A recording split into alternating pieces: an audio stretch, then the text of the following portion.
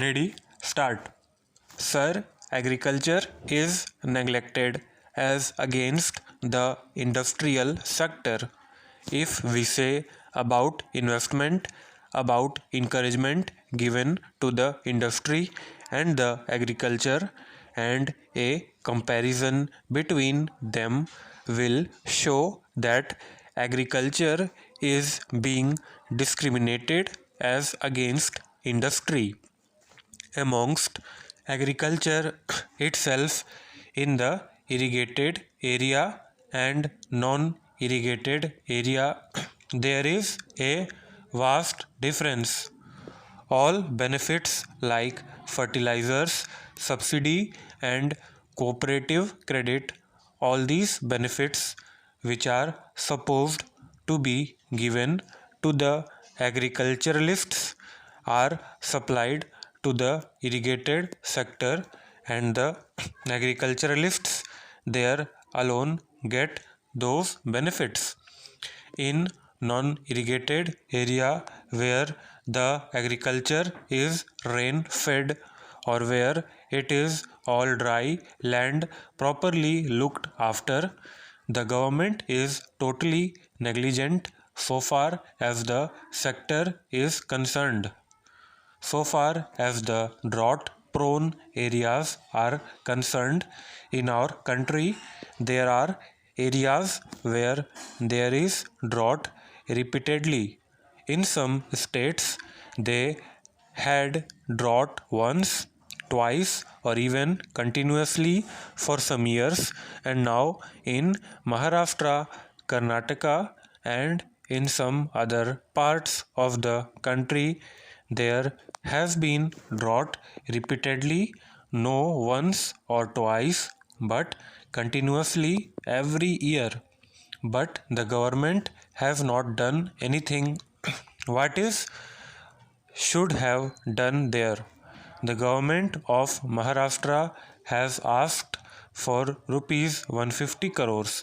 So far as the drinking water is concerned, assistance to the agriculturalists is very meager and they are suffering because their crops have been lost, and the government has hardly given rupees 25 crores or rupees 30 crores, and because of this insufficient assistance, the work which has to be done to meet the scarcity condition in Maharashtra is not being done properly.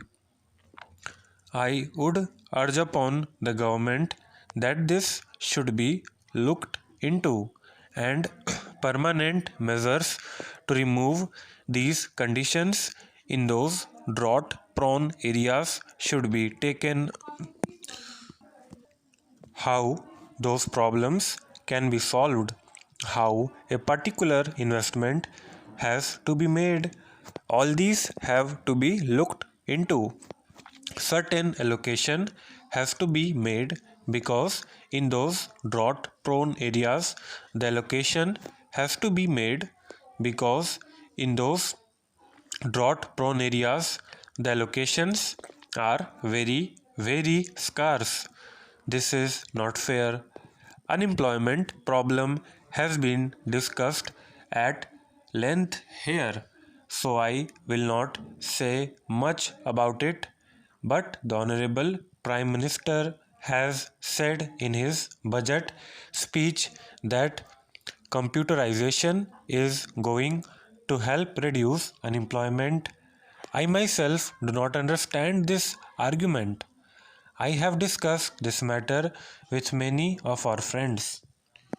I urge upon the members of the ruling party and the government to explain this factor as to how it is that computerization is going to help reduce unemployment.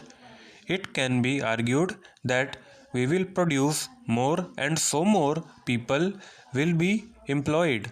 Then there will be more production and jobs.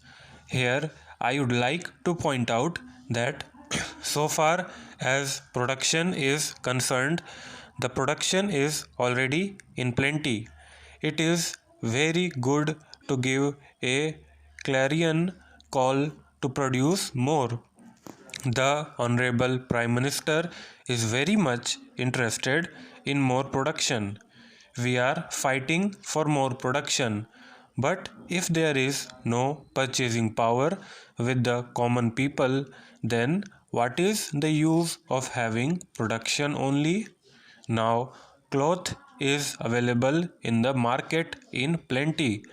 Grains are available in plenty, but the common people do not have the purchasing capacity to purchase cloth and grains. They cannot have 2 square meals a day. They cannot have sufficient clothing for themselves. This factor should be taken into account while saying so. The purchasing capacity of the common people should be increased. I would like to draw the attention of the government to an important issue which has been pending since 1956. There is a border dispute between the government of Maharashtra and the government of Karnataka. Certain people in boundary areas want to join Maharashtra. When the linguistic state were formed in 1956, at the time of reorganization of states, it was expected that certain parts in between the boundary would be given to Maharashtra. Since then, these people are expressing their desire that they should be allowed to join Maharashtra. So far as democracy is concerned, in democracy, the will of the people is more important. Since 1956, in all elections, they have expressed their desire by winning the elections to join Maharashtra. But till now, justice is being denied to them.